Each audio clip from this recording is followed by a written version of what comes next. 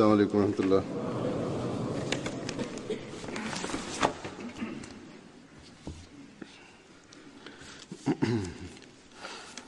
अशहदु अल्ला इलाहा इल्लल्लाह वहदहु ला शरीका लहु وأشهد أن محمدا عبده ورسوله أما بعد فأعوذ بالله من الشيطان الرجيم بسم الله الرحمن الرحيم الحمد لله رب العالمين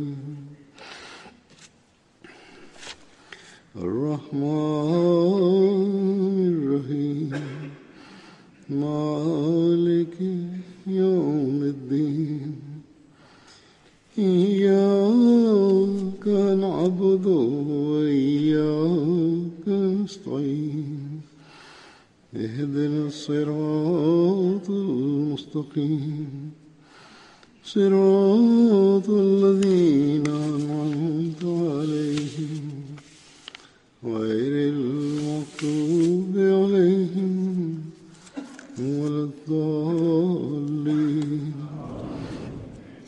अॼु मां जन असहाबनि जो ज़िक्र करण लॻो आहियां। उन्हनि जे वाक़िअनि ऐं रिवायतुनि खे तारीख़ तफ़सील सां महफ़ूज़ नाहे कयो।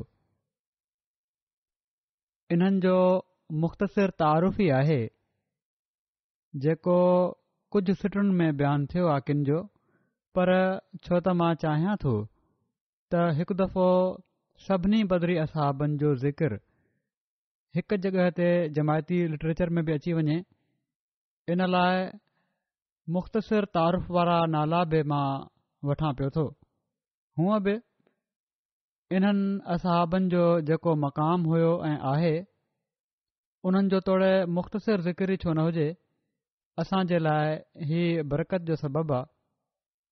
हिननि माण्हुनि जो ज़िक्र ख़ैर बि या उन्हनि खे यादि करण बि। ही उहे माण्हू हुआ जेके ग़रीब ऐं कमज़ोर हुअण जे बावजूदु दीन जी हिफ़ाज़त करण वारनि में पहिरीं सिफ़ में हुआ। दुश्मन जी ताक़त खां मरूब न थिया ऐं पर उन्हनि जो समूरो तवकुल अल्लाह ताला जी ज़ात ते हो। पाण सॻोरन सल्लल्लाहु अलैहि वसल्लम सां वफ़ा ऐं मुहबत जो अहद कयऊं त उन जे लाइ पंहिंजूं जानियूं क़ुर्बान करण खां बि की न की ॿायाऊं। उन्हनि जे इन वफ़ा जे अहद खे निभाइण जे करे अल्लाह ताला बि उन्हनि खे जन्नत जी बिशारत ॾिनी ऐं उन्हनि सां राज़ी हुअण जो ऐलान फ़रमायाईं।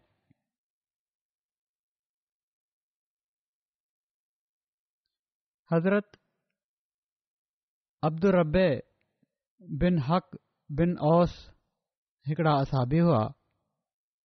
हिननि जे बारे में हिक खां वधीक राया आहिनि।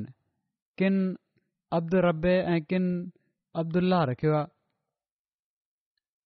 इब्न इसहाक़ जे वेझो हिननि जो नालो अब्दुल्ला बिन हक़, जॾहिं त इब्न अमारा जे मुताबिक़ अब्दुरब बिन हक़ आहे। हिननि जो ताल्लुक़ बनू ख़िज़रत जे ख़ानदान बनू साइदा सां हो ऐं पाण ग़ज़वे बदर में शामिल थिया हुआ। पोइ हज़रत सलमा बिन साबित आहिनि। हिननि जो पूरो नालो सलमा बिन साबित बिन वक्श आहे। हज़रत सलमा ग़ज़वे बदर में शरीक थिया।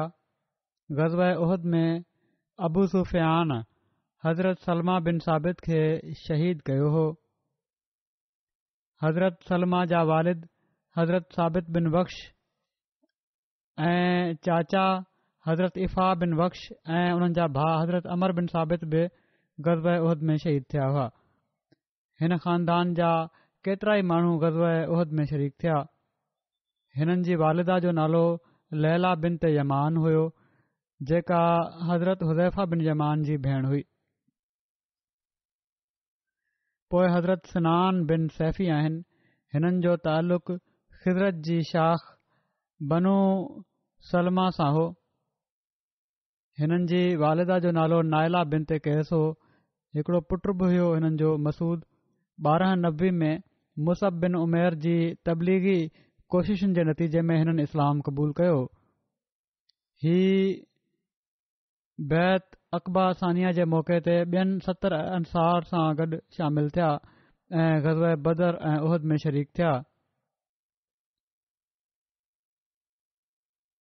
ग़ज़वे खंदक में बि ही शरीक हुआ ऐं उन में हिननि खे शहादत नसीब थी। पोइ हज़रत अब्दुल्ला बिन अब्द मुनाफ़ आहिनि। हिननि जो तालुक़ कबीले बनू नौमान सां हो। अबू यहया हिननि जी कुनियत हुई। हिननि जी वालिदा जो नालो हुमैमा बिनते उबैद हो। हिननि जी हिकड़ी धीउ हुई। हिननि जो नालो बि हुमैमा हो। हिननि जी वालिदा जो नालो रुबई बिनते तुफ़ैल हो। ग़ज़वे बदर ऐं उहद में पाण शरीक थिया।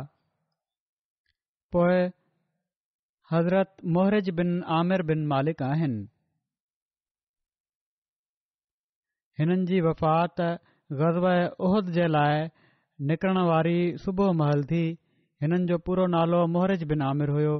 हिननि जो तालुक़ बनू अदी बिन नजार सां हो। हिननि जी वालदा जो नालो सौदा बिनते ख़ैसमा बिन हारिस हो। हिननि जो तालुक़ औस कबीले सां हो। हिननि जी वालदा हज़रत सअद रज़ियल्लाहु ताला अन्हो बिन ख़ैसमा जी भेण हुई। हिननि जे बारे में लिखियलु आहे त उम्मे सहल बिनते अबी ख़ारजा मां हिननि जी औलाद अस्मा ऐं कलसूम हुयूं। पाण ग़ज़वे बदर में शिरकत कयाऊं। जहिड़े ॾींहुं हुज़ूर सल्लल्लाहु अलैहि वसल्लम ग़ज़वे उहद जे लाइ निकिरणो हुयो उन ॾींहुं सुबुह महल हिननि जी वफ़ात थी वई हुई। हिननि खे उन्हनि माण्हुनि में ॻणियो वियो आहे जेके ग़ज़वे उहद में शामिल थिया हुआ। छो त नियत हुयनि शामिल थियण जी, इन लाइ पाण सॻोरन सल्लल्लाहु अलैहि वसल्लम हिननि खे ॻणियो शामिल थियण वारनि में। हज़रत आइज़ बिन माइस आहिनि अंसारी असाबी। हिननि जो नालो आइज़ बिन माइस हुयो।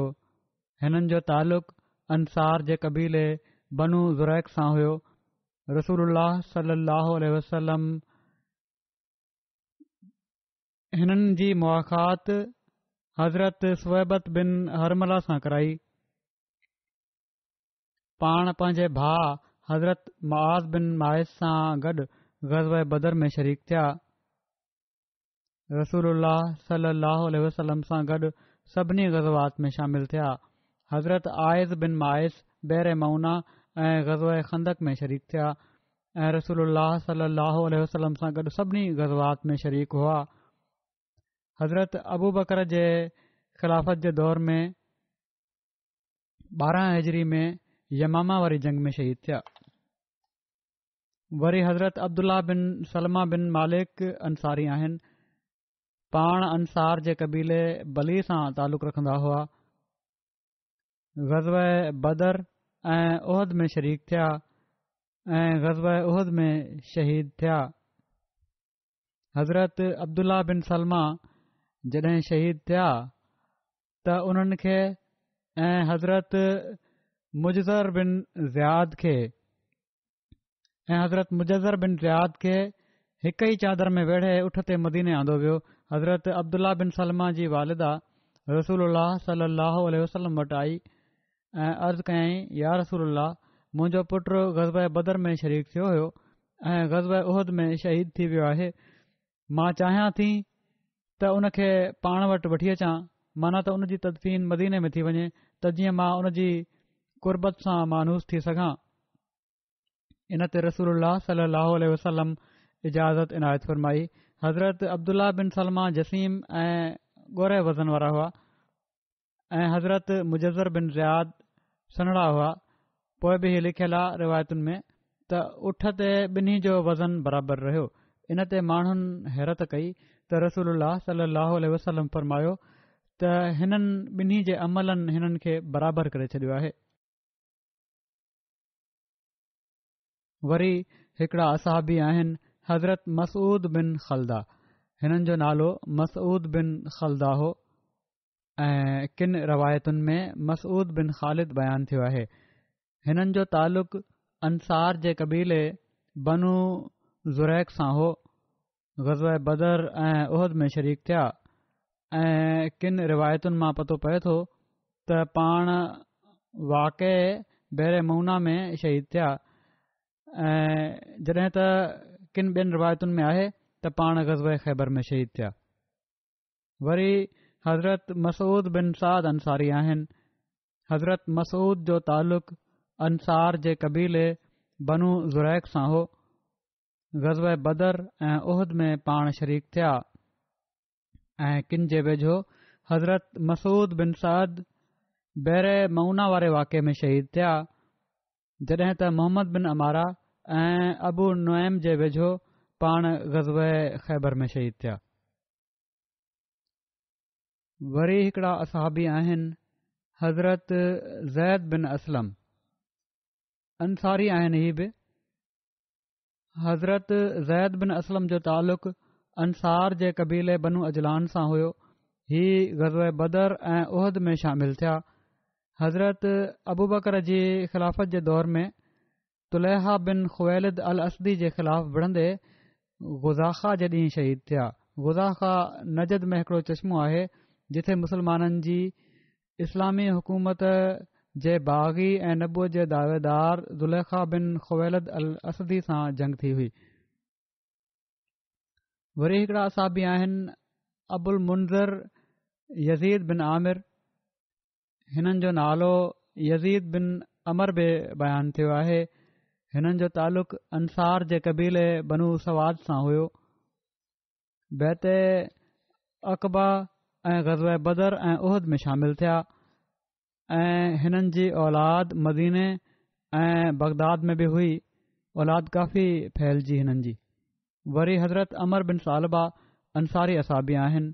हिननि जो तालुक़ अंसार जे क़बीले बनू अदी सां हुयो। पंहिंजी कुनियत सां वधीक मशहूरु हुआ। पाण ग़ज़वा बदर ऐं उहद में शरीक थिया। हज़रत अमर बिन सालबा बयानु कनि था त मां रसूलुल्लाह सल्लल्लाहु अलैहि वसल्लम सां सियाला जॻह ते मिलियुसि ऐं इते इस्लाम क़बूल कयुमि ऐं पाण मुंहिंजे मथे ते हथु घुमायाऊं। हिननि जा पुट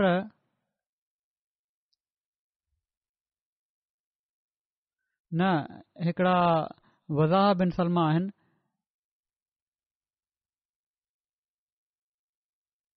हिकिड़ा असहाबी उहे पंहिंजे वालिद खां रिवायत कनि था त 100 सालनि जी उमिरि में बि हज़रत अमर बिन सालबा जे मथे ते जहिड़े हंधि रसूल करीम सल्लल्लाहु अलैहि वसल्लम हथु घुमायो हुयो उते वार अछा न थिया हुआ।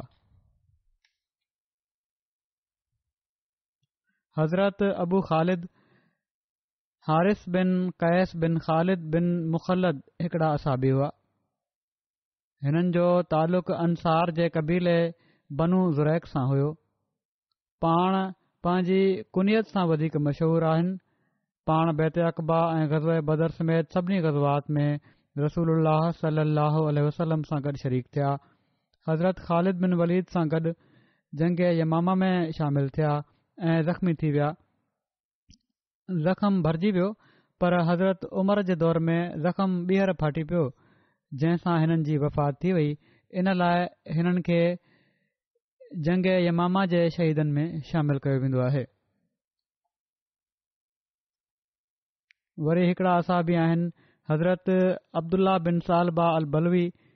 ही बि अंसारी आहिनि। हिननि जो नालो हज़रत अब्दुल्ला बिन सालबा हो। पाण ग़ज़वा बदर ऐं उहद में शिरकत कई। ग़ज़वा बदर में पंहिंजे भाउ हज़रत बहाद बिन सालबा सां गॾु शामिल थिया।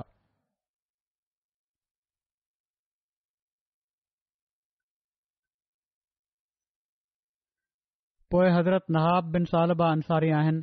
हिननि जो तालुक़ अंसार जे क़बीले बली सां हुयो। हिननि जा 2 भाइर हुआ हज़रत अब्दुल्ला ऐं हज़रत यज़ीद। हिननि जा भाउ हज़रत यज़ीद बैत अक़बा उला ऐं सानिया ॿिन्ही में शामिल हुआ। हज़रत नहाब बिन सालबा बैत अक़बा में शामिल हुआ ऐं पंहिंजे भाउ हज़रत अब्दुल्ला बिन सालबा सां गॾु ग़ज़वा बदर ऐं उहद में शरीक थिया। हज़रत नहाब बिन सालबा जो नालो बहास बिन सालबा बि बयानु थियो आहे। वरी हज़रत मालिक बिन मसूद अंसारी आहिनि। हिननि जो नालो मालिक बिन मसूद हुयो। हिननि जो तालुक़ अंसार जे क़बीले बनू सादा सां हुयो। पाण ग़ज़वा बदर ऐं उहद में शरीक थिया। पोइ अब्दुल्ला बिन कैस बिन सख़र अंसारी आहिनि। हिननि जो तालुक़ अंसार जे क़बीले बनू सलमा सां हो। पाण पंहिंजे भाउ मोहबत बिन कैस सां गॾु ग़ज़वा बदर ऐं ग़ज़वा उहद में शामिल थिया हुआ। पोइ हज़रत अब्दुल्ला बिन अब्स अंसारी आहिनि। हिननि जो तालुक़ अंसार जे क़बीले ख़ज़रत जी शाख बनू अदी सां हुयो। किन हिननि जो नालो अब्दुल्ला बिन उबैस बयानु कयो आहे। ही रसूलुल्लाह सल्लल्लाहु अलैहि वसल्लम सां गॾु ग़ज़वा बदर ऐं उन खां बाद थियण वारनि सभिनी ग़ज़वात में शामिल थिया। वरी हज़रत मोतिब बिन कुशैर अंसारी आहिनि। किन रिवायतुनि में हिननि जो नालो मोतिब बिन बशीर बि बयानु थियो आहे। हिननि जो तालुक़ अंसार जे क़बीले औस जी शाख बनू ज़ुबैया सां हुयो। हज़रत मोतिब बिन कुशैर बैत अक़बा में शामिल हुआ। पाण ग़ज़वा बदर ऐं उहद में शरीक थिया। हज़रत सवाद बिन रुज़न अंसारी हिकिड़ा असाबी आहिनि। हिननि जो नालो सवाद बिन रुज़न हुयो ऐं रिवायतुनि में हिननि जो नालो किन रिवायतुनि में हिननि जो नालो असवद बिन रुज़न ऐं सवाद बिन ज़ुरैक बि बयानु थियो आहे। ही ग़ज़वा बदर ऐं उहद में शरीक थिया। वरी हज़रत मोतिब बिन औफ साहबी हुआ। हज़रत मोतिब बिन औफ जो तालुक़ क़बीले बनू ख़ुज़ा सां आहे। ही बनू मख़ज़ूम जा हलीफ़ हुआ। हिननि खे मोतिब बिन अलहमरा बि चयो वेंदो आहे। हिननि जी कुनियत अबू औफ़ आहे। हज़रत मोतिब बिन औफ़ ॿी हबशा वारी हिजरत में शामिल हुआ। जॾहिं हज़रत मोतिब बिन औफ़ मके मां मदीने ॾांहुं हिजरत कई त पाण हज़रत मुबशर बिन अब्दुल मुंज़र वटि तरसिया। मवाख़ात मदीना महल पाण सॻोरन सल्लल्लाहु अलैहि वसल्लम हज़रत सालबा बिन हातिब अंसारीअ सां हिननि जी मवाख़ात कराई हुई। हज़रत मोतिब बिन औफ़ ग़ज़वा बदर उहद खंदक समेत सभिनी ग़ज़वात में रसूलुल्लाह सल्लल्लाहु अलैहि वसल्लम सां गॾु शरीक थिया। हज़रत मोतिब बिन औफ़ जी वफ़ात 57 हिजरी में 78 सालनि जी उमिरि में थी। वरी हज़रत बुजैर बिन अबी बुजैर आहिनि। हज़रत बुजैर बिन अबी बुजैर ग़ज़वा बदर ऐं उहद में शरीक हुआ। हिननि जे बारे में बसि एतिरो ई लिखियलु आहे। वरी हज़रत आमिर बिन बुकैर हुआ। हज़रत आमिर बिन बुकैर जो तालुक़ क़बीले बनू साद सां हुयो। हज़रत आमिर ग़ज़वा बदर में शरीक थिया ऐं हिननि सां गॾु हिननि जा भाउ हज़रत एयास बिन बुकैर, हज़रत आकिल बिन बुकैर ऐं हज़रत ख़ालिद बिन बुकैर ग़ज़वा बदर में शामिल थिया ऐं ही सभई बाद जे ग़ज़वात में बि शामिल थिया। हिननि सभिनी भाइरनि दारे अरकम में इस्लाम क़बूल कयो हुयो। हज़रत आमिर बिन बुकैर जंग यमामा वारे ॾींहुं शहीद थिया।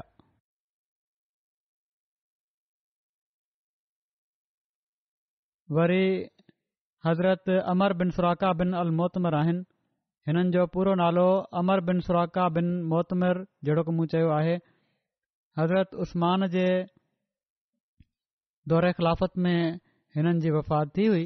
हिननि जी वालदा जो नालो कुदामा बिन ते अब्दुल्ला बिन उमर हुयो।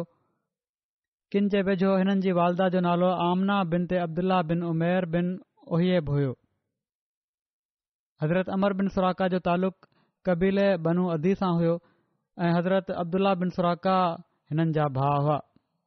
हज़रत अमर बिन सुराका पंहिंजे भाउ हज़रत अब्दुल्ला सां गॾु हिजरत करे मदीने आया त हज़रत रिफ़ा बिन अब्दुल मुंज़र अंसारीअ हिननि खे पाण वटि तरसायो। पाण सॻोरन सलाहु वसलम हज़रत अमर बिन सुराका जी हज़रत साद बिन ज़ैद सां मवाख़ात क़ाइमु फ़रमाई। हज़रत अमर बिन सुराका ग़ज़वा बदर उहद खंदक समेत सभिनी ग़ज़वात में शिरकत कई। हज़रत आमिर बिन रबिया रिवायत कनि था त पाण सॻोरन सलाहु वसलम असां खे सरिया नख़ला ते मोकिलियो ऐं असां सां गॾु हज़रत अमर बिन सुराका बि हुया। ही जिस्म जा सना ऐं कद जा डिघा हुआ। सफ़र दौरान हज़रत अमर बिन सुराका पंहिंजो पेट वठी वेही रहिया, छो त खाइण पीअण लाइ हुयो कुझु न हुते। बुख जी शिदत जे करे पंधु न पिया करे सघनि। चवनि था असां हिकिड़ो पथर आंदोसीं ऐं हिननि जे पेट सां छिके ॿधी छॾियोसीं। पोइ पाण असां सां गॾु हलणु लॻी पिया। पोइ असीं अरब जे हिकिड़े कबीले में पहुतासीं त कबीले वारनि असांजी ज़ियाफ़त कई। इन खां पोइ वरी पाण हली पिया। खिल भोग जी हिस बि हुई असाबनि में त उतां खाधो खाइण खां पोइ जॾहिं हली पिया त हज़रत अमर बिन सुराका चवण लॻा त पहिरियां मां सम्झंदो हुयुसि त इंसान जूं ॿई टंगूं उन जे पेट खे खणनि थियूं, पर अॼु मूंखे ख़बर पई आहे त असल में पेट टंगुनि खे खणे थो। ख़ाली पेट हुजे माण्हू जो त पंधु नाहे करे सघंदो। हज़रत उमर हिननि खे ख़ैबर जी ज़मीन जो हिकिड़ो हिसो अता फ़रमायो हुयो। हज़रत अमर रज़ीअल्लाहु ताला अन्हु बिन सुराका जी वफ़ात जहिड़ो का मूं चयो हज़रत उस्मान जे दौरे ख़िलाफ़त में थी। पोइ हज़रत साबित बिन हज़ाल हिकिड़ा असाबी आहिनि। हिननि जो तालुक़ ख़िज़रत जी शाख बनू अमर बिन औफ़ सां हुयो। ग़ज़वा बदर उहद खंदक समेत सभिनी ग़ज़वात में पाण सॻोरन सलाहु वसलम सां गॾु शरीक थिया। 12 हिजरी में हज़रत अबू बकर जे दौरे ख़िलाफ़त में थियण वारी जंग यमामा में शहीद थिया।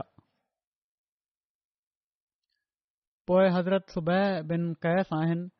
पाण अंसारी ख़िज़र जी हुआ। ग़ज़वा बदर ऐं उहद में शामिल थिया। हज़रत सुबैह रज़ियल्लाहु ताला अन्हु जी वालदा जो नालो ख़दीजा बिनत अमर बिन ज़ैद हुयो। हज़रत सुबैह जो हिकिड़ो पुटु हुयो जंहिंजो नालो अब्दुल्ला हुयो ऐं उन जी माउ कबीले बनू जुदारा मां हुई। हू फ़ौत थी वियो हुयो। इन खां अलावा हिननि जो को ॿार न हुयो। हज़रत उबादा बिन कैस हिननि जा भाउ हुआ। हज़रत सुबैह बिन कैस ऐं हज़रत उबादा बिन कैस हज़रत अबू दरदा जा चाचा हुआ ऐं हज़रत सुबैह जा हक़ीक़ी भाउ ज़ैद बिन कैस बि हुआ। पोइ हज़रत ख़ुबाब मौला उतबा बिन ग़ज़वान हुआ। हज़रत ख़ुबाब रज़ियल्लाहु ताला अन्हु हज़रत उतबा बिन ग़ज़वान जा आज़ाद कयल ग़ुलाम हुआ। हिननि जी कुनियत अबू यहया हुई। बनू नौफ़िल जा हलीफ़ हुआ। पाण सॻोरन सल्लल्लाहु अलैहि वसल्लम मदीने ॾांहुं हिजरत महल हिननि जी मवाख़ात हज़रत तमीम मौला ख़राश बिन असिमा सां कराई हुई। हज़रत ख़बाब ग़ज़वा बदर उहद खंदक समेत सभिनी ग़ज़वात में रसूलुल्लाह सल्लल्लाहु अलैहि वसल्लम सां गॾु शामिल थिया। 19 हिजरी में हिननि जी वफ़ात मदीने में थी। ओड़ी महिल हिननि जी उमिरि 50 साल हुई। हिननि जो जनाज़ो हज़रत उमर पढ़ायो। हज़रत सुफ़ियान रज़ियल्लाहु अन्हु बिन नसर अंसारी हिकिड़ा असाबी हुआ। हज़रत सुफ़ियान जो तालुक़ कबीले ख़ज़रत जे ख़ानदान बनू जोशम सां हुयो। हिननि जे वालिद जे नाले में इख़्तिलाफ़ आहे। किन नसर लिखियो आहे ऐं किन बिशर बयानु कयो आहे। ग़ज़वा बदर ऐं उहद में ही शरीक थिया। हिकिड़ी रिवायत जे मुताबिक़ पाण सॻोरन सल्लल्लाहु अलैहि वसल्लम हज़रत सुफ़ियान जी हज़रत तुफ़ैल बिन हारिस सां मवाख़ात कराई हुई। वरी हिकिड़ा असाबी आहिनि अबू मक्शी अताई। ही पंहिंजी कुनियत अबू मक्शी सां ई मशहूर हुआ। हिननि जो नालो सैद बिन मक्शी आहे। अबू मक्शी अताई बनू असद जा हलीफ़ हुआ। अवलीन मुहाजिरीन मां हुआ। ग़ज़वा बदर में शामिल थिया। वरी हज़रत वहब बिन अबी सरा आहिनि हिकिड़ा असाबी। मूसा बिन उक़बा चवनि था त पाण पंहिंजे भाउ अमर सां गॾु ग़ज़वे बदर में शामिल थिया हुआ। हैसम बिन अदी हिननि जो ज़िक्र हबशा जे मुहाजिरनि में कयो आहे।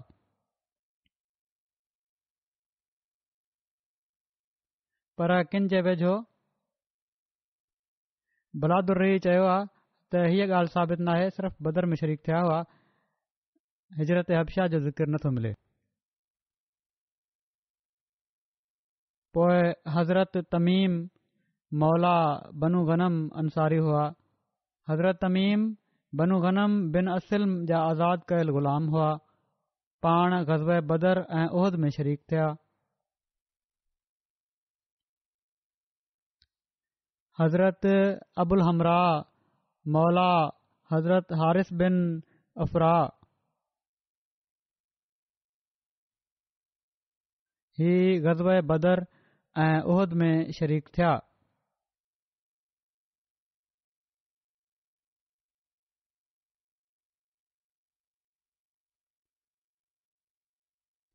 ग़ज़वे बदर में हज़रत मआज़, हज़रत औफ़ ऐं हज़रत मुअविज़ ऐं हिननि जा आज़ाद कयल ग़ुलाम अबुल हमरा वटि हिकिड़ो उठ हुयो जंहिं ते वारे वारे सां सुवार थियनि पिया।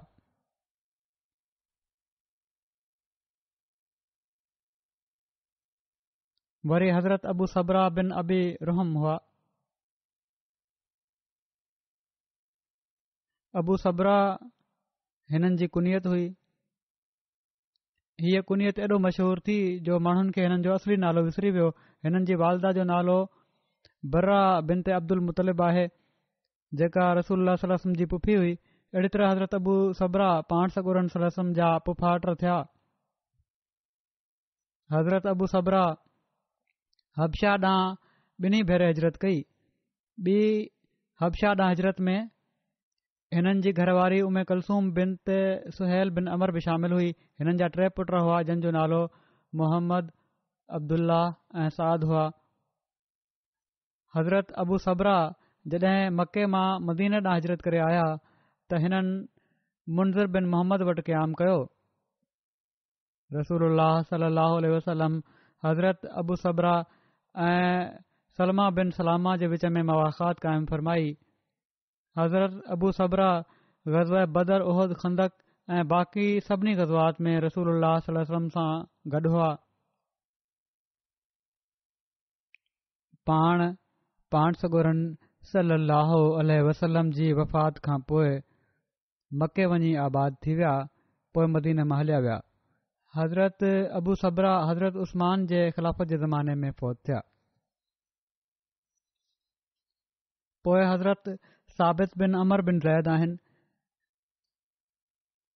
इब्न इसहाक ऐं ज़ुहरी जेके तारीख़ लिखण वारा आहिनि, उन्हनि हज़रत साबित बिन अमर जो नसब जो सिलसिलो बनू नजार मां बयानु कयो आहे ऐं इब्न मुंदा हिननि जो नसब जो सिलसिलो कबीले बनू अशजा मां करार ॾिनो आहे, जेके अंसार जा हलीफ़ हुआ। ग़ज़वे बदर में ई शामिल थिया हुआ ऐं ग़ज़वे उहद में शहादत माणियो। पोइ हज़रत अबुल और बिन हारिस आहिनि। हज़रत अबुल और बिन हारिस जे नाले जे बारे में इख़्तिलाफ़ आहे। इब्न इसहाक चवनि था त अबुल और जो नालो काब आहे, जॾहिं त इब्न उमारा जे वेझो हिननि जो नालो हारिस बिन ज़ालिम आहे। हिननि जे चाचे जो नालो काब हुयो। जन जे नसब जी तनाहे ख़बर उन्हनि अबुल और खे हिननि जे चाचे काब जे नाले सां मनसूब कयो आहे। इब्न हिशाम बि इहो ई चवनि था। हज़रत अबुल और जी वालदा उमे न्यार बिन ते अयास बिन आमिर हुई।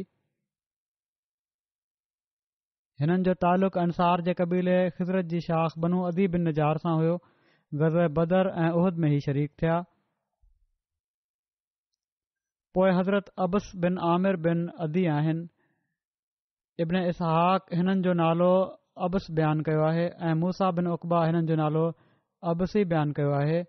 हिननि जी वालदा जो नालो उमुल बनीन बिन त ज़ुहैर बिन सालबा हुयो।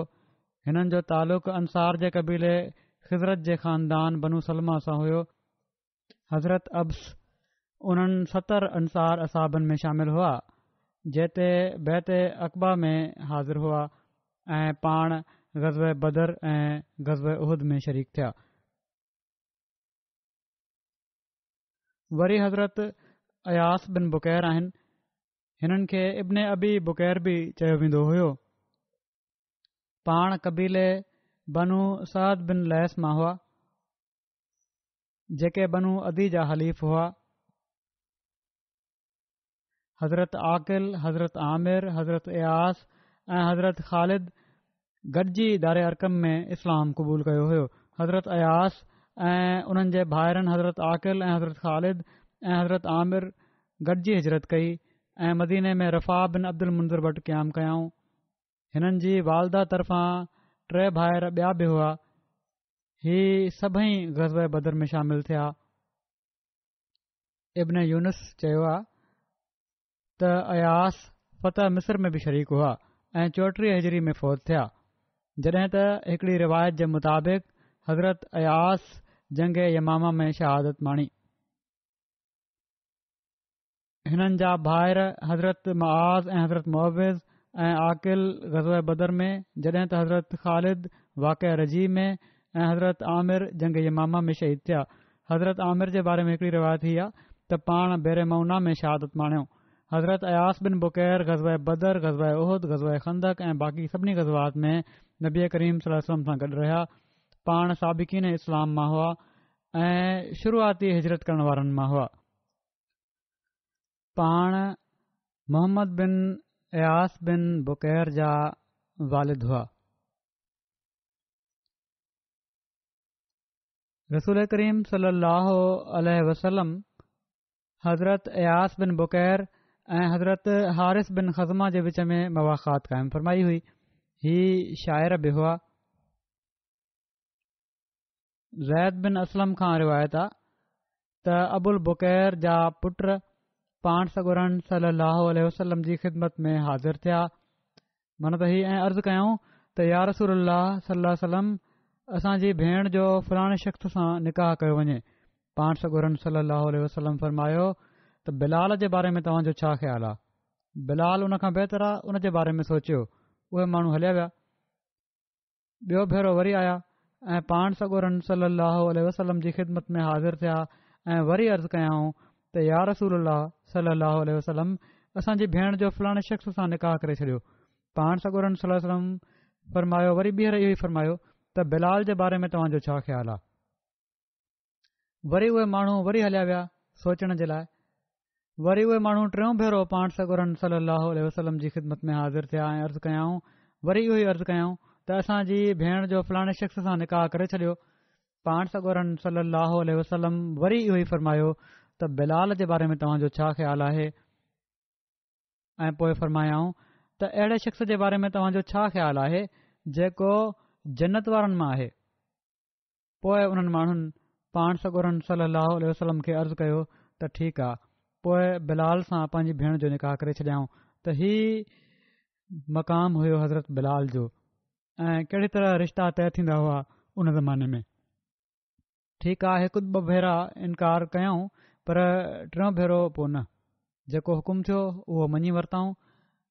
बहरहाल हर हिक जो पंहिंजो पंहिंजो मक़ाम हुयो। के माण्हू पहिरियों भेरो ई अर्ज़ु करे छॾींदा हुआ, ठीकु आहे जेको तव्हां फरमायो, के सोचण लॻी पवंदा हुआ। पर बहरहाल हज़रत बिलाल जे मक़ाम जो इन मां बि पतो लॻे थो। वरी हिकिड़ा असहाबी आहिनि हज़रत मालिक बिन नुमैला। हिननि जी वालदा जो नालो नुमैला हुयो। हिननि खे इब्न नुमैला चयो वेंदो हुयो। हिननि जो तालुक़ कबीले मुज़ैना सां हुयो जेके कबीले औस जी शाख बनी मुआविया जा हलीफ़ हुआ। ग़ज़वे बदर ऐं ग़ज़वे उहद में शरीक थिया ऐं ग़ज़वे उहद में हिननि जी शहादत थी। पोइ हज़रत उनैस बिन कतादा बिन रबिया आहिनि। हिननि जो तालुक़ अंसार जे कबीले औस सां हुयो। बदर में रसूलुल्लाह सल्लल्लाहु अलैहि वसल्लम सां गॾु शरीक थिया हुआ। जंग उहद में शहीद थिया। अबुल हकम बिन अखनस बिन शरीक हिननि खे शहीद कयो हुयो। हज़रत खनसा बिन ते ख़ज़ाम हज़रत उनैस बिन कतादा जे निकाह में हुयूं। जॾहिं उहे उहद जे ॾींहुं शहीद थिया त हज़रत खनसा जे वालिद हिननि जो निकाह कबीले मुज़ैना जे हिकिड़े शख़्स सां करे छॾियो, पर ही उन खे नापसंद कंदियूं हुयूं। पोइ ही रसूलुल्लाह सल्लल्लाहु अलैहि वसल्लम वटि आयूं। पाण सगोरन सल्लल्लाहु अलैहि वसल्लम हज़रत खनसा जो निकाह फसख़ करे छॾियो। पीउ निकाह कयो हुयो। रसूल करीम सल्लल्लाहु अलैहि वसल्लम चयो त जेकॾहिं ही नापसंद आहे छोकिरी खे त फसख़ करे छॾियऊं निकाह। उन खां पोइ हज़रत खनसा हज़रत अबू लुबाबा सां शादी करे वरिती ऐं इन निकाह मां पोइ हज़रत साहिब बिन अबी लुबाबा पैदा थिया। हीअ आहे मिसाल औरत जी आज़ादी जो रिश्तनि जे मामले में। उहे माण्हू जेके ज़ोरी कंदा आहिनि के माण्हू पंहिंजनि छोकिरियुनि ते, उन्हनि खे सोचणु घुर्जे। पोइ हज़रत हारिस बिन अरफ़ा अल्फजा हिकिड़ा असाबी हुआ। हज़रत हारिस जो तालुक़ कबीले बनू गनम सां हुयो। ग़ज़वे बदर ऐं उहद में ई शामिल थिया। पोइ आहिनि हज़रत राफ़े बिन उंजदा अंसारी हुआ। हज़रत राफ़े जे वालिद जो नालो अब्दुल हारिस हो। उंजदा हिननि जी वालदा जो नालो हुयो। हज़रत राफ़े पंहिंजी वालदा जी इब्नियत मां शोहरत हासिल कई। वालदा जे नाले सां मशहूरु थिया बजाए पीउ जे। हिननि जो तालुक़ कबीले बनू उमैया बिन ज़ैद बिन मालिक सां हुयो। ग़ज़वे बदर ऐं उहद ऐं खंदक में ई शरीक थिया। हिकिड़ी रिवायत जे मुताबिक़ पाण सगोरन सल्लल्लाहु अलैहि वसल्लम हज़रत राफ़े बिन उंजदा ऐं हज़रत हुसैन रज़ियल्लाहु तआला अन्हु बिन हारिस जे विच में मवाख़ात क़ाइमु फरमाई। पोइ हज़रत ख़ुलैदा बिन कैस हिकिड़ा असाबी हुआ। हिननि जी वालदा जो नालो एदाम बिनतुल कैन हो, जेके बनू सलमा मां हुयूं। ख़ुलैदा बिन कैस खां अलावा हिननि जो नालो ख़ुलैद बिन कैस, ख़ालिद बिन कैस ऐं ख़ालदा बिन कैस बि मिले थो। ही ग़ज़वे बदर ऐं उहद में शरीक हुआ। हिननि जा सॻा भाउ जंहिंजो नालो ख़ल्लाद हुयो, किन मौरख़ीन जे वेझो हीअ बि बदरी असाबनि में शामिल हुआ। पोइ हज़रत सकफ़ बिन अमर आहिनि। हज़रत सकफ़ बिन अमर जे कबीले जे बारे में मुख़्तलिफ़ राय आहिनि। किन जे वेझो बनू असलम हो, किन जे वेझो बनू असद, जॾहिं त के हिननि जो तालुक़ कबीले बनू सलम सां ॿुधाइनि था। बनू असद जा हलीफ़ हुआ, पाण बनू असद जा हलीफ़ हुआ, पर किन जे वेझो पाण बनू अब्दे शम्स जा हलीफ़ हुआ। ही पंहिंजे ॿिनि भाइरनि सां गॾिजी बदर में शरीक थिया, जंहिंजा नाला हज़रत मालिक बिन अमर ऐं हज़रत बुतलाज बिन अमर आहिनि। हज़रत सकफ़ बिन अमर अवलीन मुहाजिरीन मां हुआ। ग़ज़वे बदर, उहद, खंदक, हुदैबिया ऐं ख़ैबर में शामिल थिया ऐं ग़ज़वे ख़ैबर में पाण शहीद थिया। पोइ हज़रत सबरा बिन फातिक हुआ। ही ख़ुरैम बिन फातिक जा भाउ हुआ ऐं ख़ानदान बनू असद मां हुआ। हिननि जे वालिद जो नालो फातिक बिन अल अख़रम हो। हज़रत सबरा जो नालो समोरा बिन फातिक बि मिले थो। ऐमन बिन ख़ुरैम बयानु कनि था त मुंहिंजो वालिद ऐं चाचो ॿई ग़ज़वे बदर में शामिल थिया ऐं उन्हनि मूंखां पको वाइदो वरितो हुयो त मां कंहिं मुस्लमान सां क़िताल न कंदुसि, जंग न कंदुसि। अब्दुल्ला बिन यूसुफ चयो आहे त सबरा बिन फातिक उहे ई आहिनि जन दिमिश्क खे मुस्लमाननि में विरायो हुयो। हिननि खे शामिन में ॻणियो वञे थो। ही बयानु कनि था त रसूल करीम सल्लल्लाहु अलैहि वसल्लम फरमायो आहे त मेज़ान रहमान ख़ुदा जे हथ में आहे। हू किन क़ौमुनि खे बुलंद कंदो आहे ऐं किन खे ज़वाल ॾींदो आहे, माना त उन्हनि जे पंहिंजे अमलनि जे करे।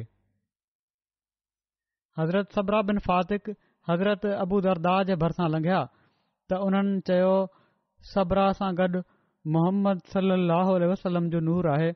अब्दुर्रहमान बिन आयज़ बयानु कनि था त मूं हिकिड़े शख़्स खे ॾिठो जंहिं हज़रत सबरा खे घटि वधि ॻाल्हायो त उन्हनि उन जो जवाबु ॾियण खां बचण जे लाइ कावड़ पी वरिती। जवाबु न ॾिनऊं, कावड़ जे बावजूदु को जवाबु न ॾिनऊं, चुप रहिया ऐं कावड़ खे रोकण जे करे ॻोढ़ा अखियुनि में अची वियनि। एॾी घणी उन्हनि खे कावड़ हुई जो एॾो घणो घटि वधि ॻाल्हायो वियो उन्हनि खे जो कावड़ खे रोकियऊं, जंहिं जे करे अखियुनि में पाणी अची वियो। नबी करीम सलाहु वसलम फरमायो, केॾो न सुठो माण्हू आहे सब्र आहे, जेकॾहिं हू पंहिंजा ड्रिघा वार जेके अथसि नंढा कराए वठे। हिननि जा वार ड्रिघा हुआ ऐं पंहिंजी गोर खे थोरो मथे करे ॿधे। जॾहिं हिननि ताईं हीअ ॻाल्हि पहुती त उन्हनि फौरन ईअं ई कयो।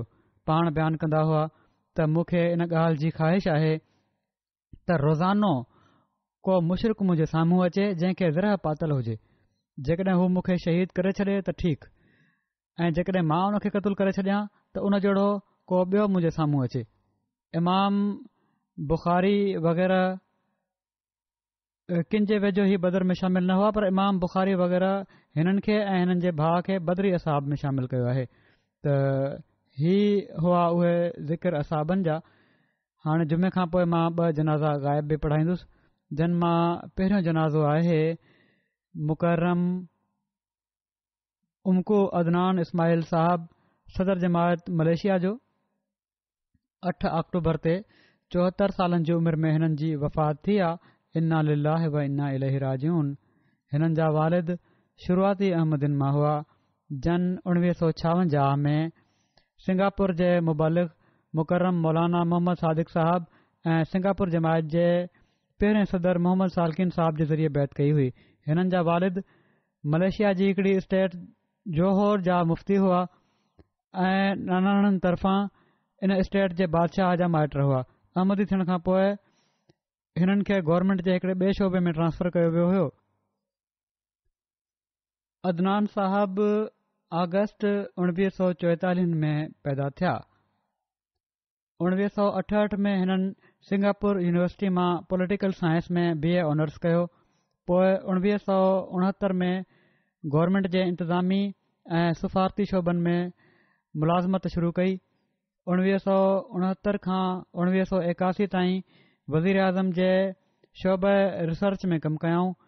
इन दौरान हिननि जी मुक़ररी सिंगापुर, बीजिंग ऐं बैंकॉक में मलेशिया जी एम्बेसीज़ में थींदो रहियो। पोइ हिननि जी तरक़ी थी ऐं हिननि खे वज़ीर आज़म जी नेशनल सिक्योरिटी काउंसिल में डिवीज़नल हेड बणायो वियो। हिते उन्हनि 1984 खां 1992 ताईं कमु कयो। इन खां अलावा 1992 खां 1997 ताईं हिननि वज़ीर आज़म जे शोबे खां ॿाहिरि ॿियनि हुकूमती दफ़्तरनि में बि कमु कयो। 1996 में दिल जो बाईपास ऑपरेशन थियो। पोइ ॿीहर वज़ीर आज़म जे शोबे रिसर्च में 1997 खां कमु शुरू कयाऊं। 1999 में उतां रिटायर थिया। पाण 1956 में तोड़े पंहिंजे वालदेन सां गॾु बैत कई हुई, पर 1981 में बैंकॉक वारी पोस्टिंग खां वापसीअ ते सही एक्टिव अहमदी बणिया ऐं जमायत सां गहरो तालुक़ हिननि जो वधियो। 1986 में हज़रत ख़लीफ़ुल मसीह राबे रहमहुल्लाह ताला हिननि खे मलेशिया जे पहिरें सदर जमायत तौरु मुक़ररु फ़रमायो ऐं हिननि जे दौरे सदारत में जमायत में वॾियूं तब्दीलियूं ऐं तरक़ियूं बि थियूं। बैतुसलाम ऐं बैतुर्रहमान जी इमारतुनि जी तामीर हिननि जे दौर में मुकमिल थी। इंडोनेशिया मां मुबलिगनि खे मलेशिया में आणणु, उन्हनि खे सेटल करण में हिननि ॾाढी मदद कई। अहिड़ी तरह मलेशिया मां जामिया रबवा ऐं कादियान में शागिर्द मोकिलियूं। गुज़िरियल 2 सालनि खां हिननि जी सिहत काफ़ी ख़राब हुई। केतिरा ई भेरा इस्पताल दाख़िल रहिया। पोइ हुननि मूंखे लिखियो त मां ताहिर हाट बि वञणु चाहियां थो। पोइ ही मई में हिन साल ताहिर हाट बि विया। कुझु वक़्तु गुज़ारे उतां आया। उते सिहत बहितर थी वई उन्हनि जी, पर ॿीहर सिहत ख़राब थी वई। पोइ इस्पताल में ई दाख़िल थी विया। अल्लाह जे फज़ल सां मूसी हुआ। पोइ ते रहिजी वियल घर भातियुनि में हिकड़ी धीउ ऐं 2 पुट शामिल आहिनि। उमकू अदनान इस्माइल साहब जोहर स्टेट जी रॉयल फैमिली मां हुअण जे बावजूद वॾा आजिज़ इंसान हुआ। पंहिंजूं हुकूमती ऐं जमायती ज़िम्मेवारियूं तमामु सुहिणे अंदाज़ में अदा कंदा हुआ। मरकज़ मोकिले वञण वारनि रिपोर्ट्स ते बारीक़ पहलुनि जो ख़्यालु रखंदा हुआ ऐं अक्सर जमायती मामला अंजाम ॾियण जे लाइ राति ताईं दफ़्तर में कमु कंदा रहंदा हुआ। जमायती उहिदेदारनि, कारकुननि, जमायत जे माण्हुनि ऐं ख़ासि करे मुबलिगनि सां तमामु हिननि जो सुठो वर्ताव हुयो। ॿारनि जे हवाले सां ख़ुसूसी तवजो हुयनि, माना त जमायत जा ॿार, ऐं उन्हनि जी तालीम तरबियत जे फ़िक्र में रहंदा हुआ ऐं इहो ई चवंदा हुआ त हीउ जमायत जो मुस्तक़बिल आहिनि। हिननि जी घरवारी जो चवणु आहे त पाण हमेशह जमायत में ॿारनि जे लाइ आला तालीम ते ज़ोर ॾींदा हुआ ऐं हमेशह जमायती तरक़ी जे बारे में सोचींदा हुआ। वफ़ात जे ॾींहुं इस्पताल में का एम्बुलेंस फारिग न हुई त मड़ खे मस्जिद में खणी वञण जे लाइ ट्रांसपोर्ट मुयसरु कोन हुई। जमायत जे हिकिड़े मेंबर हिकिड़े चीनी रज़ाकार सां राब्तो कयो, क्वांची साहब सां, जेके पंहिंजी गाॾी एम्बुलेंस हलाईंदा हुआ ऐं माण्हुनि जा मढ़ मुंतक़िल करण में मदद कंदा हुआ। उन चीनी माण्हू पंहिंजी फेसबुक ते ज़िक्र कयो त हिन मैयत खे खणी वञण में उन खे अजीब गैर मामूली तजुर्बो थियो आहे।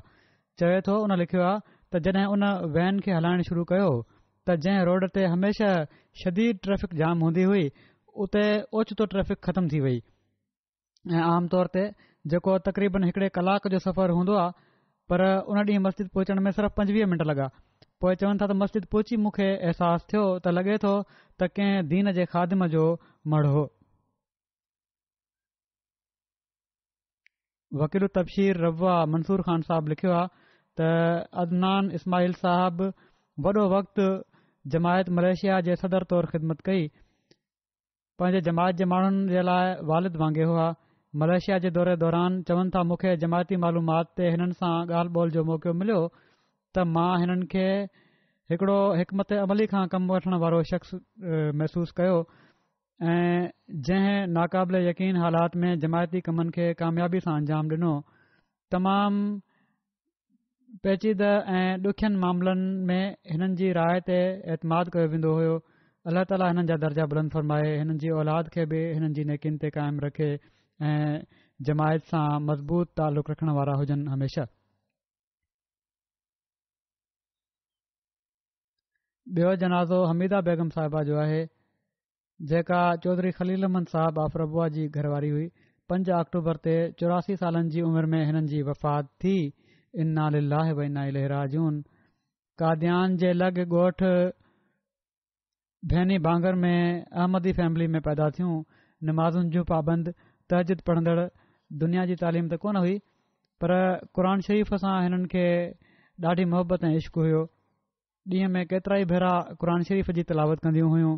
रमज़ान में बाक़ाइदगी सां क़ुर शरीफ़ ॿुधण जे शौक़ में तरावी जी नमाज़ ते बि वेंदियूं हुयूं।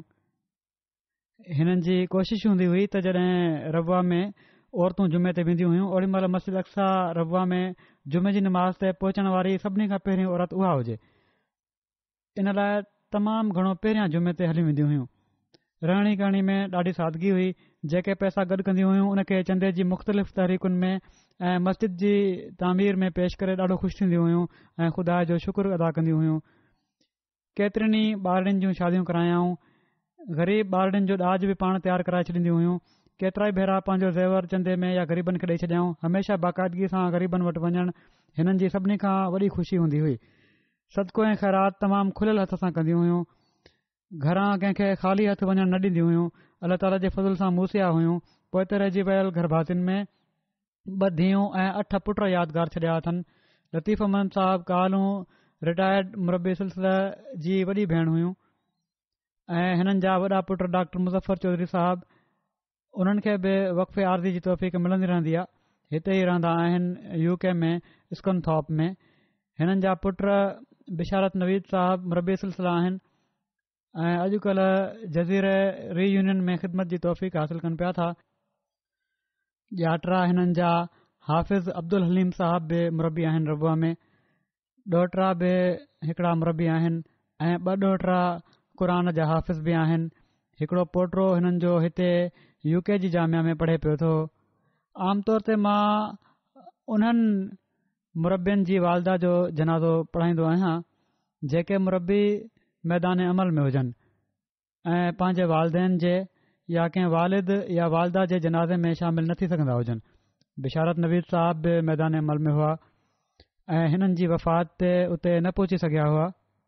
इन लाइ हिननि जो बि ग़ाइब जनाज़ो मां अॼु पढ़ाइण जे लाइ इन लाइ रखियो आहे। बिशारत नवीद साहब लिखनि था त जामिया अहमदिया मुकमिल करण खां पोइ जॾहिं मां मैदान अमल में वियुसि त हिकु भेरो घर वापसि आयुसि त सुबुह जी नमाज़ ते मस्जिद न वञी सघियुसि। इन ते मूंखे चवणु लॻियूं त पुट, जॾहिं तूं जिथे पंहिंजी पोस्टिंग अथई उते हूंदो आहीं, जॾहिं तूं त तोखे माण्हू ॾिसंदा आहिनि, शायदि तूं माण्हुनि जे करे मथां मस्जिद हलियो वेंदो हुजी, पर यादि रख हिते तोखे ख़ुदा ॾिसे पियो थो। इन लाइ हमेशह निमाज़ुनि ॾांहुं तवजो रख ऐं हीउ ॾिसंदो रह त ख़ुदा तोखे ॾिसे पियो थो। चवनि था त मां जामिया में पढ़ी रहियो हुउसि त वालिद साहब जी ओचितो वफ़ात थी वई। वॾा भाइर ॿाहिरि मुल्क वञी चुका हुआ, वॾी हिमत सां हिननि घर खे संभालियो। चवनि था हिकिड़े ॾींहुं मां भोगन में चई छॾियो हिननि खे त जमायत खे मां चई छॾियां त मुंहिंजी वालदा अकेली आहे, त मां उन्हनि जी ख़िदमत करणु चाहियां थो, इन लाइ मूंखे परे कंहिं हंधि न मोकिलिजे। इन ते ॾाढो संजीदा थी वियूं ऐं ॾाढी सख़्ती सां चयऊं त जिथे जमायत मोकिले उते वञणो आहे। हीअ त मुमकिन नाहे त जेकॾहिं वक़्फ़ु कयो आहे, जंहिंखे मूं वक़्फ़ु कयो आहे उनखे त मां पाण वटि रखां ऐं जेके दुनिया कमाइण वारा आहिनि उन्हनि खे चवां त वञो ऐं दुनिया कमायो। जेकॾहिं मूंखे पाण वटि कंहिंखे रखिणो पियो त तोखे न ऐं पर दुनिया कमाइण वारनि खे छॾींदसि। हीउ जज़्बो हुयो हिननि जो। पोइ हे लिखनि था त 2013 में जॾहिं आख़िरी भेरो हिननि वटि मोकल ते पाकिस्तान वियुसि त हिननि खे मूं चयो त पंहिंजे ॿार बचनि खे तव्हां वटि छॾे वञा। हालांकि ॾाढो कमज़ोर थी चुकियूं हुयूं, बिस्तर तां उथण बि ॾुखियो हुयो, पर पोइ बि इन ॻाल्हि जी इजाज़त न ॾिनऊं। चवणु लॻियूं न, ॿार बचनि खे पाण वटि रख ऐं मुड़ुस वटि ई ज़ाल खे रहणु घुर्जे। हीउ आहे सबक़ु हिननि बुज़ुर्गनि जो जेको अॼुकल्ह बि माण्हुनि जे लाइ ॾाढो अहम आहे। अलाह ताला हिननि जा दर्जा बुलंद फ़रमाए ऐं हिननि जे नसुलनि खे बि वफ़ा सां दीन ते क़ाइमु रखे।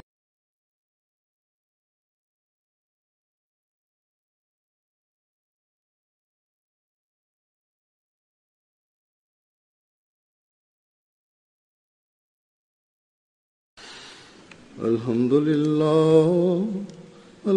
لله نحمده ونستعينه ونستغفره ونؤمن به ونتوكل عليه ونعوذ بالله من شرور أنفسنا ومن سيئات أعمالنا من يهده الله فلا مضل له ومن يضلل فلا هادي له ونشهد أن لا إله إلا الله ونشهد أن محمدا عبده ورسوله عباد الله رحمكم الله إن الله يأمر بالعدل والإحسان وإيتاء